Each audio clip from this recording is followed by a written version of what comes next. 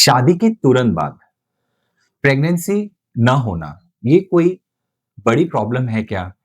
आज इसी पॉइंट के बारे में, इसी मुद्दे के बारे में मैं पॉइंट टू पॉइंट आपको बताऊँगा। तो आइए हम इस टॉपिक की शुरुआत करते हैं। देखिए, ये जो मुद्दा है कि शादी के तुरंत बाद प्रेगनेंसी न होना कोई बड़ी प्रॉब्लम होती है, तो ये बिल्कुल भी सही नहीं है। यहाँ पर याद रखिए कि शादी के तुरंत बाद प्रेगनेंसी न होना, ये एक नॉर्मल कंडीशन होती है। मेडिकल साइंस के अनुसार भी शादी के पहले ही महीने में प्रेगनेंसी होना जरूरी नहीं है।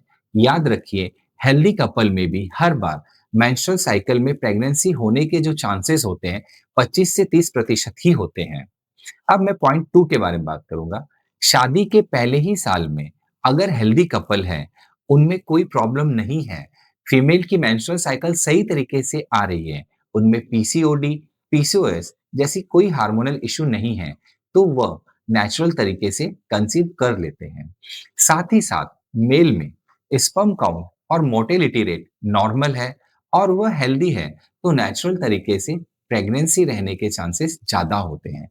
याद रखिए कि अगर आप प्रेगनेंसी चाहते हैं, तो आपको नियमित रूप से अनप्रोटेक्टेड और प्रॉपर पोजीशन में इंटरकोर्स करना चाहिए, जिसकी वजह से कुछ ही दिनों में आप प्रेग्नेंट हो सकती हैं। अब मैं बात करूंगा पॉइंट थ्री के बारे में। एज अर्थात उम्र। एज का इफेक्ट भी प्रेगनेंसी पर होता है। जैसे जैसे उम्र बढ़ती जाती है, मेल और फीमेल दोनों का फर्टिलिटी रेट धीरे धीरे कम होने लगता है। फीमेल में 35 के उम्र के बाद फर्टिलिटी रेट धीरे धीरे कम होना शुरू हो जाता है। इसी तरह से मेल में भी उसकी एज, लाइफस्टाइल, हेल्थ कंडीशन और एंड्रोपॉज का इफेक्ट पड़ता है, जिसकी वजह से मेल में भी फर्टिलिटी रेट धीरे धीरे कम होने लगता है। प्रेगनेंसी के लिए सबसे सही उम्र जो होती है, वह होती है 20 से 30 वर्ष की उम्र। अब पॉइंट फोर, लाइफस्टाइल। ये बहुत जरूरी होता है। लाइफस्टाइल का प्रेगनेंसी होने या न होने पर इफेक्ट पड़ता है। आजकल की भागदौड़ की जिंदगी में स्ट्रेस बहुत ज्यादा हो गया है, जिसकी वजह से कॉर्टिसोल लेवल बढ़ जाता है और यह सीधे तौर पर सेक्सुअल हार्मोन को इफेक्ट करता है, जिसकी वजह से लॉस ऑफ लिबिडो होना, इनफर्टिलिटी होना, ये कॉमन हो रहा है। इसके अलावा स्मोकिंग, अल्कोहल इनटेक करना, metabolic disorder, over stress, thyroid, diabetes, obesity, cardiac issue, unhealthy diet का भी फर्टिलिटी पर इफेक्ट पड़ता है। एक हेल्दी लाइफस्टाइल के लिए आपके फर्टाइल रेट को मेंटेन रखने के लिए आपको आपकी हेल्दी लाइफस्टाइल रखना बहुत ज़रूरी होती है। अब मैं पॉइंट 6 के बारे में बात करूँगा कि आपको डॉक्टर से कब कंसल्ट करना चाहिए। जब भी आपकी उम्र 35 वर्ष से कम है और आपने लगभग 1 वर्ष तक अनप्रोटेक्टेड वजाइनल इंटरकोर्स किया है, उसके बाद भी अगर आपके पार्टनर को प्रेगनेंसी नहीं हो पा रही है या वो प्रेग्नेंट नहीं हो पा रही हैं, तो इस कंडीशन में आपको डॉक्टर से मिलना चाहिए। इसी तरह अगर आपकी उम्र 35 वर्ष से अधिक है और आपने 6 महीने तक अनप्रोटेक्टेड वजाइनल इंटरकोर्स किया है, उसके बाद भी अगर आपका पार्टनर प्रेग्नेंट नहीं हो पा रहा है, तो इस कंडीशन में आपको डॉक्टर से मिलना चाहिए।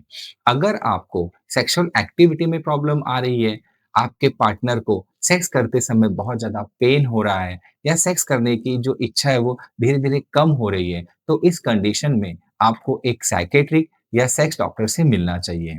लेकिन आप सेक्सुअल एक्टिविटी सही तरीके से कर पा रहे हैं, फिर भी बच्चे नहीं हो रहे हैं, तो इस कंडीशन में आपको फर्टिलिटी स्पेशलिस्ट से मिलना चाहिए या किसी गायनेकोलॉजिस्ट से मिलना चाहिए, जो आपको प्रॉपर इन्वेस्टिगेशन करते हैं और उसके बाद आपके लिए एक ट्रीटमेंट प्लान आपको सजेस्ट करते हैं, जिसकी वजह से आप प्रेगनेंसी प्लान कर सकते हैं। याद रखिए कि कई बार इस तरह की ट्रीटमेंट में एक लंबा समय लगता है, आपको हारना नहीं है।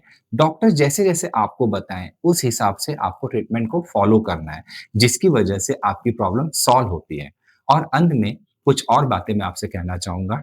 लोग कई बार शादी के तुरंत बाद प्रेगनेंसी के लिए ट्राई करते हैं और अगर प्रेगनेंसी नहीं रह पाती है, तो उनके बीच में डिस्प्यूट होने लगता है।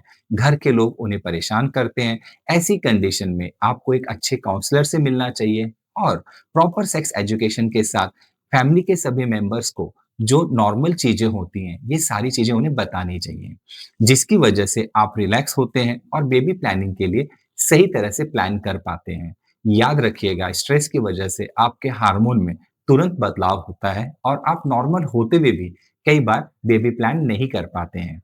इसलिए ऐसे में आपको डॉक्टर से मिलना चाहिए और एक फैमिली कंसल्टेंट से फैमिली कंसल्टेशन भी लेनी चाहिए। धन्यवाद।